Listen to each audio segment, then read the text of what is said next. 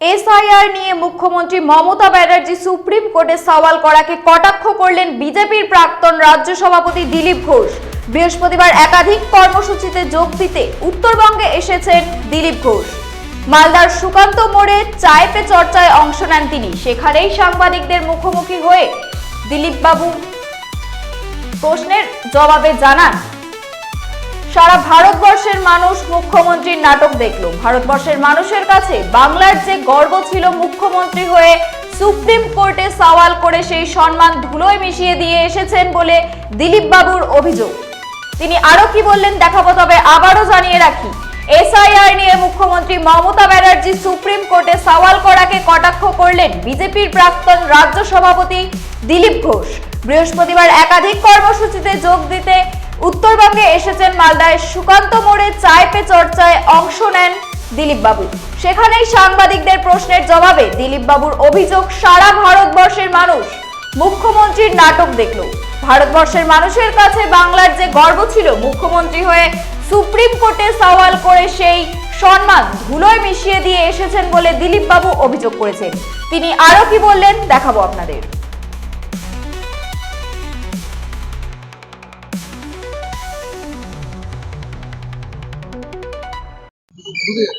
আচ্ছা, মমতা ব্যানার্জি আজকে যে কোর্ট করে রিট করছেন কোর্টে, এটা যদি আগে করতেন পশ্চিমবাংলার কত পয়সা বাঁচতো। এই যে কপিল সিব্বল, এই মনু সিংভি, এদেরকে কোটি কোটি টাকা আমাদের ট্যাক্সের টাকা দিয়ে দিলেন।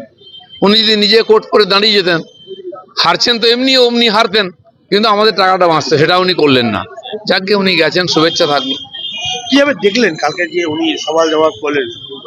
ওনাকে তো বারবার বলছে সুপ্রিম কোর্টের বিচারক যে আপনি ছেড়ে দিন, উকিলরা যথেষ্ট যোগ্য, তাদের কথা শুনি। উনি জোর করে শুনবেন, সারা জীবন জিত, এখানেও যা করেন শুনবেন না, তো সেটাই করেছেন। এত ড্রামা করার কি দরকার আছে? রাজনৈতিক রাজনৈতিক কোনো ফায়দা হলো? সব জিনিসের রাজনীতি ফায়দা হয় নাকি? লোক পশ্চিমবাংলায় যেটুকু মান সম্মান ছিল সেটা ওখানে দিল্লিতে ডুবিয়ে দিয়ে চলে গেলেন যমুনাতে। বলছি আজকে তো ডিএ মামলা শুনানি রয়েছে।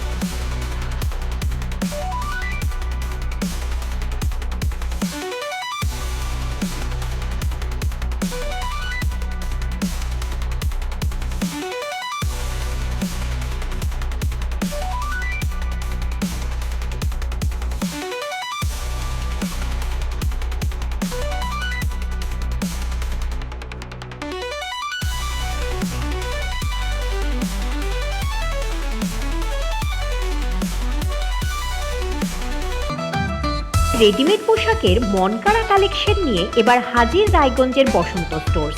একই ছাদের নিচে পেয়ে যাবেন লেহেঙ্গা, চুড়িদার, শাড়ি, ব্লেজার সহ ছোট বড় সবার মনের মতো পোশাক। তাই আর দেরি নয়, আজই আসুন বসন্ত স্টোর্সে।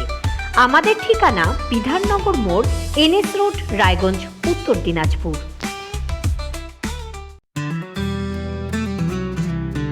গ্রসারি থেকে কসমেটিক্স,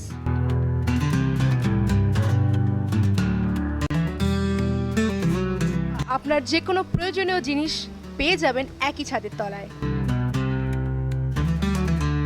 আমাদের ঠিকানা এলআইসি মোড়, রায়গঞ্জ, উত্তর দিনাজপুর। চোখের সমস্যা বাড়ার আগেই আজই আসুন জীবন রেখা হসপিটাল, আপনার পরিবারের নতুন ভরসা।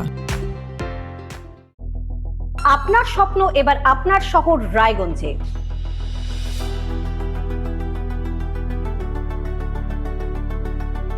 এবারে শক্তিশালী পালসার N160 আপনাদের স্বপ্ন পূরণের জন্য প্রস্তুত। সবচেয়ে কম দামে এবং আকর্ষণীয় ছাড়ে পেয়ে যাবেন আপনার স্বপ্নের বাইকটি। মাত্র ৫,৯৯৯ টাকা ডাউন পেমেন্টে করুন আপনার স্বপ্ন পূরণ। এছাড়াও থাকছে ৬,০০০ টাকা পর্যন্ত ডিসকাউন্ট এবং ১০ বছরের ওয়ারেন্টি ও ২ বছর ফ্রি সার্ভিসের সুবিধা। সাথে থাকছে আরও অতিরিক্ত সেভিংসের সুযোগ। তাই আজই আসুন বাজাজ হুইলসে। আমাদের ঠিকানা পূর্ব অশোকপল্লী, পুরনো জাতীয় সড়কের পাশে, রায়গঞ্জ, উত্তর দিনাজপুর। রায়গঞ্জের উন্নয়নে কি এক হবে শাসক বিরোধী?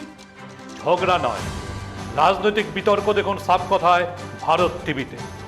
আমি রাধা মাধব, আমার সাথে দেখুন সাপ কথা প্রতি রবিবার দুপুর 3টায়। যে কথা কেউ বলে না, যেদিকে কেউ তাকায় না, গভীর থেকে আরো গভীরে বিশ্লেষণ হবে এবার চুলচেরা।